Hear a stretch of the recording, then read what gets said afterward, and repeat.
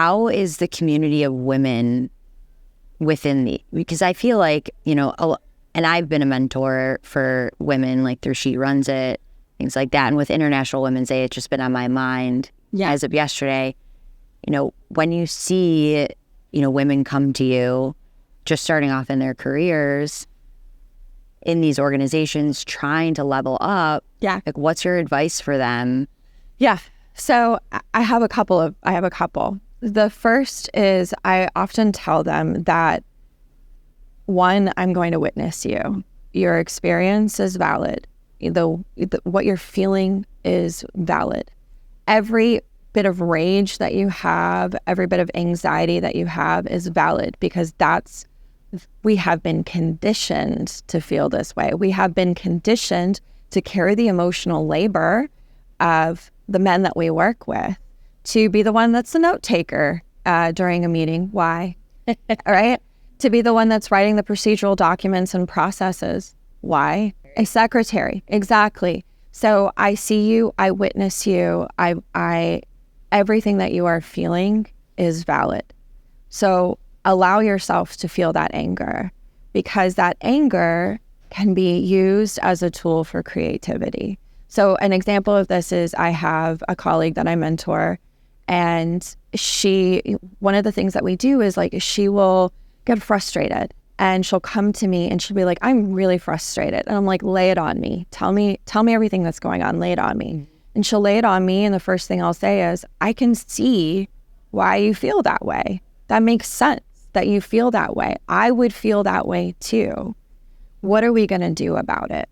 And so then the conversation becomes shifting into creative ways of tackling it, right? So how can we tackle these situations in a creative way? Who is going to be our safe person in a room? If we're in a meeting and we're feeling like our voice isn't going to be heard, who in that room is going to be our safe person that we can then have a conversation with and say, hey, would you be willing to throw it my way? In my case, it was my boss. I was like, hey, could you throw this my way? If you see an opportunity where I can speak and I'm not going to feel comfortable entering into this space because of all of these other things, can you throw it my way? Because you simply throwing it my way tells me that you believe in me and you have faith in me and you see me. And that gives me the strength and the empowerment to show up.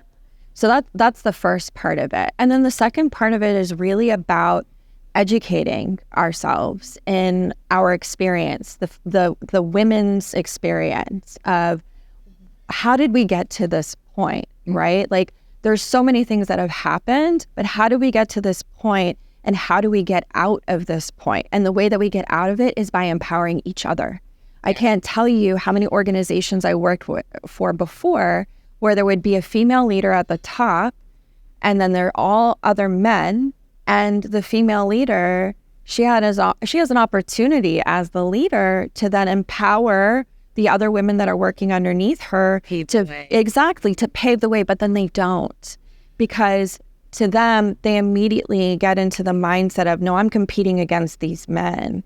But really, that's why I created the Power in Numbers Collective, because it's not about you being the best at the top. It's about we are better together at the top.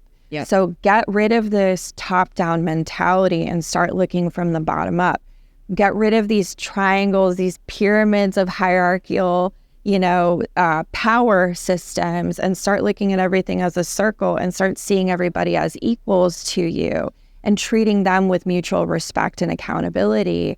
And if you do that, then you've got these whole groups of women who can come together and do amazing work together.